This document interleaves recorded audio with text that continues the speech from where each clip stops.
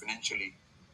If you are giving some money, you are basically making sure that at least one more child becomes a beggar.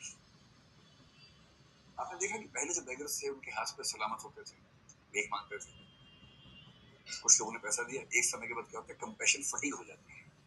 अब वही चीज बार बार देखेंगे, आपको दया नहीं आएगी इसके बाद।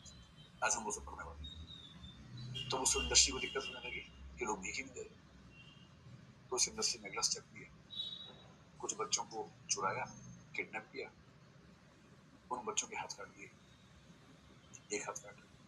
अब वो बच्चा एक हाथ से नौकर, दूसरा हाथ से दिखा, जानबूझ के कपड़ा नहीं पहना होता कि देखे और इमोशंस आपके आपने देखा, आपको रोना आ जा रहा है बच्चे के हाथ में, लो बेटा लो बेटा। तो इंडस्ट्री ने फिर उसके बाद डेटा एनालिसिस किया कि बिना हाथ वाले ज्यादा कमा रहे हैं, हाथ वालों को कम मिल रहा है।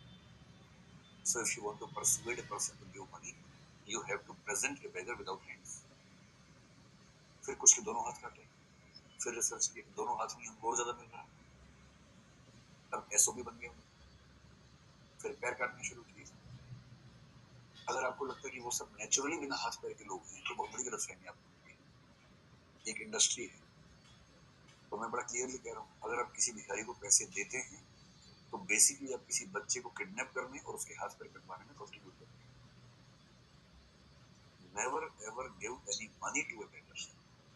बहुत परेशानी आपको लगे, कोई बच्चा है भूखा दिख रहा है, कुछ मांग रहा है, बिस्किट का पैकेट छोटा सा है आपके पास, वो भी खोल के देना है। आप बंद देंगे तो वो चला जाएगा खजाने में, तो शाम को किसी शॉप पे बिकेगा उसके पास। बंद नहीं देना, खोल के देना, ताकि वो रीसेल में ना जा सके, खाना ही पड़े उसको। So if you really want to help a person who is in need, make sure your sympathy is not misused. And in the society, if your sympathy gets misused, you start becoming a person who doesn't trust anyone. वो बहुत बुरी स्थिति है, आपका trust खत्म हो जाएगा, वो ज्यादा बुरी स्थिति है।